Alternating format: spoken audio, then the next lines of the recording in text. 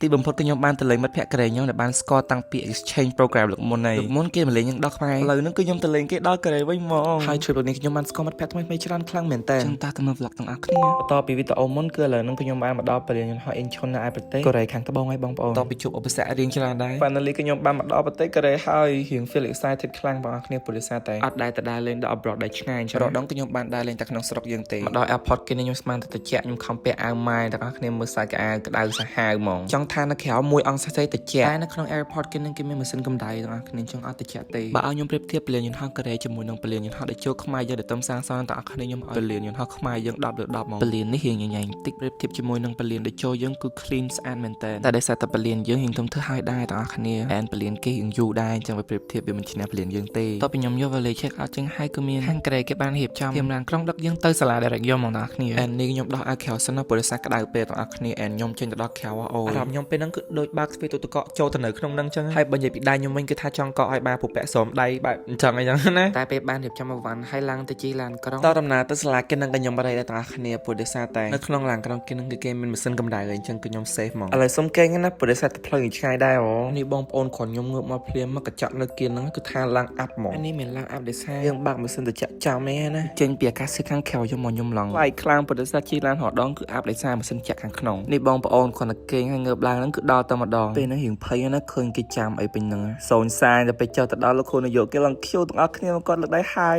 នេះពងធ្វើប្រឡំថតអៀនដើរទៅមុខគេអែនពួកគាត់ហ្នឹងសិតតែជាសិស្សដែលបានមកខ្មែរយើងលោកមុនទាំងអស់គ្នាទៅមានន័យថាសិស្សសាលាគេទាំងអស់មិនមែនប៉ុណ្្នឹងទេទាំងអស់គ្នាគូច្រើនជាងទៀតនេះបន្ទាប់ពីដាក់វ៉ាលីនៅក្នុងកន្លែងជិត hall គេហើយទាំងអស់គ្នាគឺពួកខ្ញុំធ្វើការបាយថ្ងៃសិនព្រោះពេលទៅដល់ហ្នឹងគឺមកមិន10កន្លះអីហ្នឹងឯងចឹងមកដល់នេះភ្លាមគឺបានសាក់មកហូបកូរ៉េមុនគេហ្មងខ្ញុំសូមបញ្ជាក់ភ្លេចប្រាប់ទាំងអស់គ្នាមួយចំពោះសាលាហាន់មាន high school ដែលខ្ញុំទៅនឹងទាំងអស់គ្នាមិនមែននៅក្នុង Seoul ទេគឺនៅក្នុងខេត្តអីមិនដឹងខ្ញុំមិនដឹងទេតែគេហៅថា Pachuseau រៀងនៅជាពីទីក្រុងឆ្ងាយដែរបែបចូលកន្លែងម្លុកភ្នំអីជាមួយទីទាំងអស់គ្នាប្រកាសជាឃើញហើយប៉ុន្តែសាលាគេនៅនឹងស្អាតទាំងអស់គ្នាឡើងធំហ្មងកន្លែងកង់ទីនគេនេះគឺមហោបគឺដូច buffet អញ្ចឹងបាទនេះសាច់មហោបសាលាទាំងអស់គ្នាស្ទើរតែតំណងទាំងអស់ហ្មងតែពេលខ្ញុំហូបចិត្តខ្លួនឯងខ្លាំងណាស់ប៉ាត់អាចារ្យហ្នឹងទាំងអស់គ្នាបាយគេឲ្យដាក់ខាងឆ្វេងដៃហើយមហោបគឺគេដាក់ខាងស្ដាំដៃកន្លែងមូលហ្នឹងពួកខ្ញុំនេះគឺថាដឹងដាក់ឡើងប្រឆាគ្នាទៅបានគ្រូគេនឹងគេប្រាប់ថាដាក់អញ្ចឹងគឺមានន័យថាប្រាប់អ្នកដែលស្លាប់ទេបានញ៉ាំខ្ញុំឡមួយមិត្តភក្តិខ្ញុំឡើងមកគ្នាហ្មងហើយបងប្អូនគួរតែកត់ចំណាំចំណុចនឹងមួយទៅគីឡូបានមកលេងកូរ៉េទៅមកខ្មាស់គេដូចខ្ញុំព្រោះមកហូបថ្ងៃទី1នេះទាំងអស់គ្នាគឺគេមានម៉ាំងគឺខ្ញុំយកមកទាំងអស់ហ្មងអែនបញ្ជាពីរសជាតិវិញគឺខ្ញុំទៅមកកូរ៉េនោះគឺខ្ញុំដាក់បាយបានហ្មងហើយនេះមិត្តភក្តិកូរ៉េខ្ញុំដែលបានមកគេតែខ្ញុំនៅខ្មែរទាំងអស់គ្នាឥឡូវនោះគឺខ្ញុំបានជួបគេវិញហើយមកនេះគឺខ្ញុំមិនគេនៅផ្ទះគេទាំងអស់គ្នាខ្ញុំគេនៅសាលាគេនឹងដែរព្រោះដោយសារគេគេនៅសាលាគេនឹងគឺគេនៅដមដែរអញ្ចឹងខ្ញុំក៏ត្រូវគេនៅដមជាមួយគេដែរមិនកន្លែងគេគឺថាធំជាងសាលាដមនៅសាលាគេនឹងមានទាំងអស់3ទាំងអស់គ្នាទី1សម្រាប់មនុស្សស្រីសុទ្ធដមទី2សម្រាប់មនុស្សផសុទ្ធហើយដមទី3គឺសម្រាប់គ្រូសុទ្ធ and tour guide ខ្ញុំ trip លើកនេះគឺ this guy ទាំងអស់គ្នាកាលដល់មកលេងកម្ពុជាខ្ញុំនិយាយឡើងបាយពពុះមកតែម្នាក់ឯងឯងហើយនិយាយថាម្នាក់គឺ introvert ហ្មងខ្ញុំមិននឹកស្មានថាពេលខ្ញុំមកវិញគឺគេធ្វើ tour guide ខ្ញុំបានហើយបន្ទប់នៅដមគេនឹងគឺយើងអាចគេងបាន4នាក់ប៉ុន្តែបន្ទប់នេះគឺខ្ញុំគេងតែ2នាក់ទេមួយគាត់នឹងឯងបងមែនតើហើយទូរស់មែនតើបងប្អូនសូមធ្វើការហត់សិនហើយ activity បន្ទាប់ហ្នឹងគឺ open ceremony ទាំងអស់គ្នាគឺអាក់នៅ hall គេនឹងហើយខ្ញុំពួកខ្ញុំរៀង late ដែរសម្រាប់រៀងយូរដែរឥឡូវសូមមក introduce new friend ខ្ញុំមួយនេះ new friend ខ្ញុំម៉ាក់ his name is Tung Ha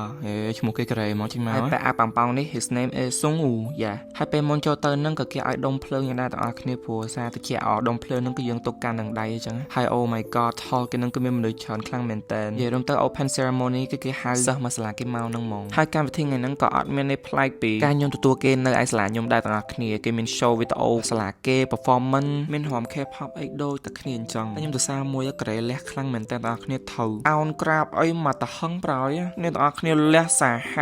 ាតែមែនណាបងប្អូនកូរ៉េគឺបកាយខាងហមហ្នឹងហ្មងហើយបើរឿង perform K-pop វិញលេខ1ហើយនេះទាំងអស់គ្នាវីដេអូនេះគឺ tour guide ខ្ញុំអ្នកបង្ហាញ and ហ៊ីថាពីថ្ងៃមុនហ្នឹងគឺធ្លាក់ព្រិលទាំងអស់គ្នាហើយខ្ញុំឡើងចង់ឃើញព្រិលហ្នឹងខ្លាំងមែនតើ activity បន្តគឺខ្ញុំធ្វើការដើរ tour ជាមួយនឹងសាលាគេគឺគេជូនយើងដើរមើលសាលាគេហ្មងហើយទីតាំងដំបូងដែលគេនាំខ្ញុំទៅហ្នឹងគឺ library គេទាំងអស់គ្នានេះគឺនៅក្នុងសាលាមិននៅហាងកាហ្វេណាខ្ញុំនិយាយមែននៅហាងកាហ្វេដឹងតែមនុស្សចូលទៅពេញហ្មង library គេគឺស្អាតខ្លាំងនិយាយរំទៅថ្ងៃទី1នេះគឺ activity ភាគច្រើនគឺនៅសាលាទាំងអស់តែបងប្អូនធៀមខ្លួន vlog ថ្ងៃទី2ថ្ងៃទី3ហើយទៅព្រោះដោយសារថ្ងៃទី2ថ្ងៃទី3ហ្នឹងគឺជាថ្ងៃសៅរ៍អាទិត្យអញ្ចឹងពួកគាត់ក៏អត់ហ៊ានដែរហើយយើងក៏បានដើរលេងដែរសាលាគេទំនើបខ្លាំងបងប្អូនមានហាង stationery នៅខាងក្នុងសាលាហើយនៅខាងក្រៅសាលាមានបែបការ៉េមនំមីអីនៅខាងក្រៅហ្នឹងទៀតតែកន្លែងបន្ទាប់គឺយើងធ្វើការនៅខ້ອຍសាលាគេអូយខ້ອຍសាលាគេហ្នឹងឲ្យ10 10ហ្មងរបៀបភ្នំមកទាំងអស់គ្នាសំខាន់ដូច ដូចក្នុងរឿងកូរ៉េចឹងហើយនេះទស្សនវិជ្ជាមើលពីភ្នំហ្នឹងទៅសាលាគេវិញសាលាគេធំខ្លាំងមែនតើសំខាន់ទៅលើភ្នំហ្នឹងគឺគេមានតារាងបាល់3ជាប់គ្នាទៀតបាទគេចូលចិត្តលេងបាល់ទាត់បាល់បោះបាល់អីគឺនៅនេះមានទាំងអស់លេងមកសបោហើយក៏ធ្វើការដើរទៅក្រោមវិញបងប្អូនគ្នាថាឃើញទេសភាពអីស្អាតអញ្ចឹងអត់មានអីណាបើនិយាយពីបរិយា